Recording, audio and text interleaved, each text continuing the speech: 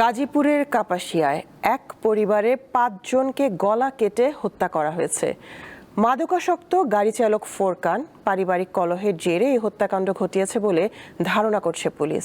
এই ঘটনায় ফোরকানকে মূল আসামি করে মামলা হয়েছে।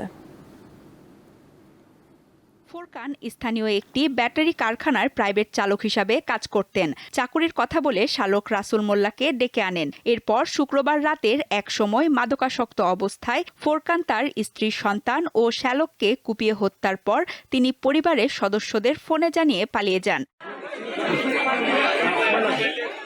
শনিবার সকালে তার স্ত্রী সন্তানের গলাকাটা মরদেহ ঘরের মেঝেতে, স্ত্রী শারমিনের হাত মুখ বাঁধা মরদেহ জানালার গ্রিলে বাঁধা এবং শারমিনের ভাই রসুলের মরদেহ বিছানায় পড়ে থাকতে দেখে এলাকাবাসী। খবর পেয়ে পুলিশ ঘটনাস্থল থেকে মরদেহ উদ্ধার করে মর্গে পাঠায়। আমার আন্টি ফোন দেয়, জাফাত তোর বাইরে মাইরা লাইছে, আমার রসুল নাই। তো যেই সময় সব কথা শুনছি আমার মা মনে করেন হতাশ হয়ে গেছে। হঠাৎ করে এই কথা শুনে কালকে ভালো মানুষ রাত্রেবেলা বাসা থেকে গুছাই পাঠাইলো। দেখলাম ভিতরে ঢুকলাম, ভিতরে ঢুকে দিয়ে একটা মহিলারা মারছে ওই গ্রিলের সাথে 2 হাত বাঁধা আর মুখের মধ্যে কস্টিউম দেওয়া।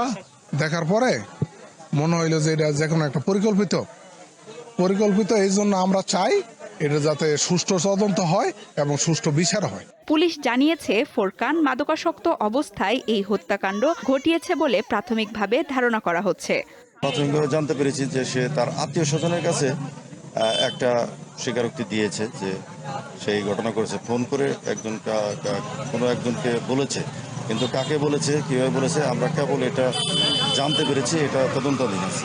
আমাদের কাছে সাদা চোখে যেটা মনে হচ্ছে যে রাতে হয়তো বা নেশা বা কোনো মাদকদ্রব্য সেবন করার পরে বিকৃত মস্তিষ্কের প্রভাবে এই ঘটনাটা তিনি ঘটে থাকতে পারেন।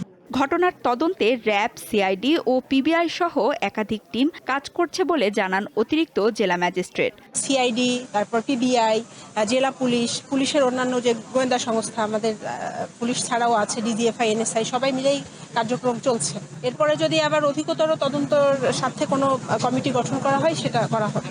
মর্মান্তিক ঘটনায় পুরো এলাকায় শোক ও চরম আতঙ্ক বিরাজ করছে। ঘটনার সুষ্ঠু তদন্ত ও বিচারের দাবি জানিয়েছে ভুক্তভোগী পরিবার ও স্থানীয়রা। সঞ্জিদা স্নিগ্ধা, দীপ্ত বার্তাকক্ষ।